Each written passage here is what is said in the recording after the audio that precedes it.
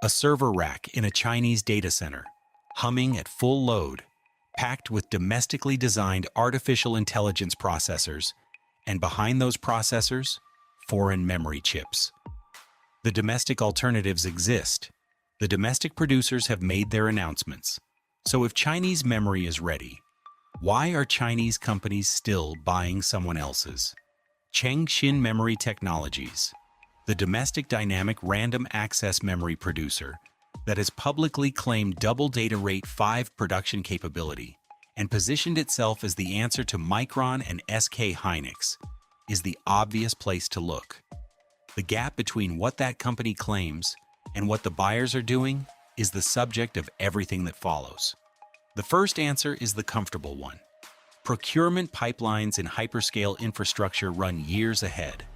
Large cloud operators typically lock memory supply 12 to 18 months in advance.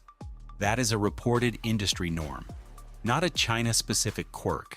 You signed with Micron or SK Hynix before the geopolitical mood shifted, and unwinding that mid-cycle costs money, delays product, and creates allocation gaps that competitors will happily exploit. Changxin Memory Technologies and YMTC have both acknowledged they are still scaling yield and volume. Neither has claimed they can supply at hyperscale allocation sizes on demand.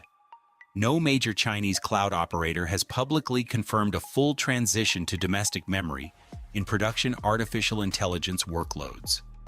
The inertia explanation fits the shape of the evidence. My first instinct was that this was exactly right. The comfortable groove of existing procurement, contracts running their course, nothing more sinister than bureaucratic lag.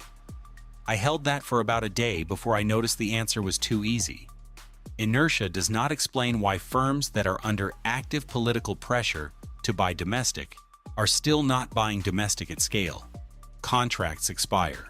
The political pressure is real and documented. If inertia were the whole mechanism, you would expect at least a visible wave of pilot announcements as old contracts roll over. You do not see that wave, which means something more structural is doing work underneath the surface. So the question stands, if Chinese memory is ready, why are Chinese companies still buying someone else's? Swapping memory beneath a production artificial intelligence stack is not a drop-in replacement. It is a requalification. Every layer of firmware, driver, timing parameter, and thermal envelope has to be retested against the new chip's specific behavior. Not the behavior the spec sheet describes, but the behavior the actual silicon exhibits at temperature, under load, at the edge of its rated tolerances. Memory qualification for high-performance compute platforms typically takes 6 to 12 months at minimum. That is an industry-reported figure, not invented for this context. Think of it like a precision lock on a vault. Someone hands you a new key cut to the same specification document. You do not open the vault with it immediately. You run it through a controlled test rig 10,000 times, because the failure mode of a key that sticks at the wrong moment is not recoverable. The specification sheet is not the key. The tested, proven, production-validated key is the key. Changxin Memory Technologies has published claims about double data rate 5 production capability. Those claims are the company's own. No independent third-party benchmark of their chips running inside artificial intelligence training workloads has been publicly published as of mid-2025. A single qualification matrix for one artificial intelligence accelerator platform can run to thousands of test cases. Imagine a spreadsheet taller than a 5-story building. Each row a condition the chip has to survive before it earns a slot in a production rack. That is what ready actually means to a procurement engineer, as opposed to what it means in a press release. Here is where I want to push back on my own framing. Requalification is not a conspiracy. It is not a stalling tactic dressed up as engineering caution. It is genuinely expensive and genuinely risky. A hyperscaler that qualifies a new memory supplier and then hits yield reliability problems mid-deployment does not just lose money. It loses time. And in artificial intelligence infrastructure, time is competitive position. The hesitation could be purely rational engineering caution with no political signal embedded in it at all.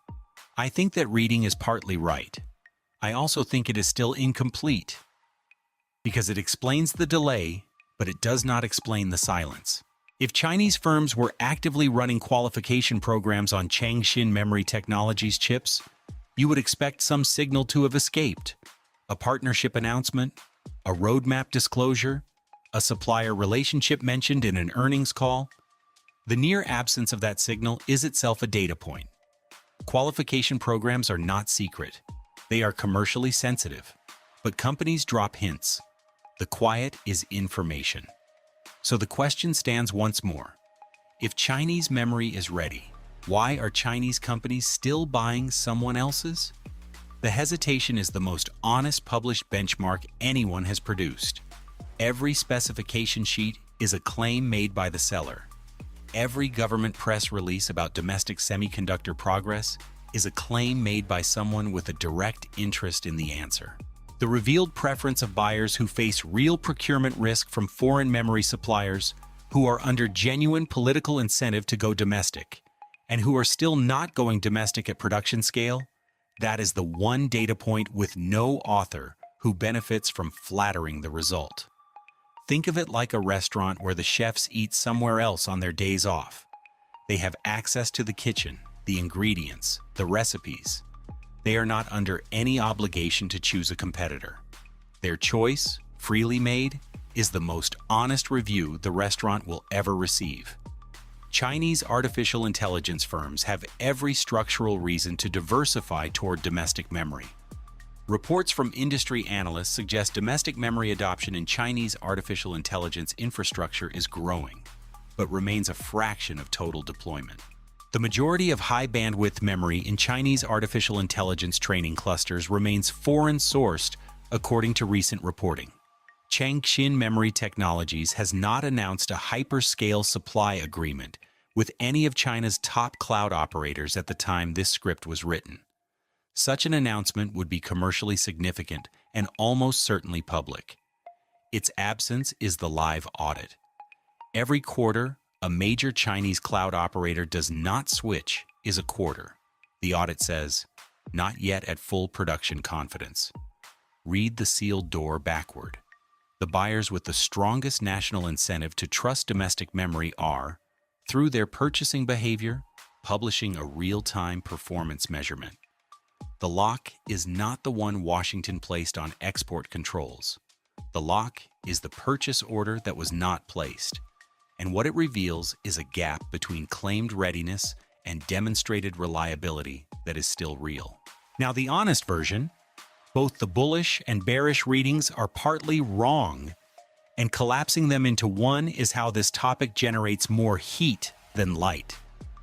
The most interesting hypothesis I can offer, and I want to flag this explicitly as a hypothesis rather than an established fact, is that the hesitation is already fading in ways that have not made it into English language reporting yet. Supply chain pivots in this industry rarely telegraph themselves. They appear in quarterly allocation footnotes months after the decision was made. Changxin Memory Technologies' yield ramp is reportedly progressing. Some Chinese firms are running parallel qualification tracks for domestic chips. The reluctance could be 6 months from resolving rather than 6 years. But here is what the bearish reading gets right. High bandwidth memory, the tier that actually constrains artificial intelligence training throughput at the frontier, remains an area where Chinese producers have published claims, but where no independent benchmark confirms parity with the most advanced products from SK Hynix or Micron. There is a node gap, a thermal envelope gap, and a yield reliability gap that specification sheets do not close. The bullish case about commodity dynamic random access memory for inference workloads is genuinely more plausible in the near term than the bullish case about high bandwidth memory for frontier model training. Conflating the two makes both readings look more extreme than the underlying evidence supports. Which brings us to the wrong question, the driving question, whether Chinese memory is ready, assumes readiness is a binary threshold. It is not. Readiness has layers. Ready for qualification entry, ready for pilot deployment, ready for production at volume, ready for high-bandwidth artificial intelligence training at the frontier. Each layer is a different bar. Each layer has a different answer for Changxin Memory Technologies right now. The better question is, which layer of readiness has Chinese memory actually crossed, and which layer are buyers actually testing for? Reports and procurement behavior together suggest Chinese memory has crossed the qualification entry threshold for some workloads, particularly inference at scale, but has not yet crossed the production confidence threshold for the workloads that define competitive artificial intelligence infrastructure at the frontier. That gap is precisely what the hesitation is measuring, with more precision than any analyst report has managed. My read is this: the hesitation is not a verdict against Chinese memory. It is a live measurement of a gap that is closing. The more interesting question for the next 18 months is not whether Changxin Memory Technologies can produce double data rate 5 chips.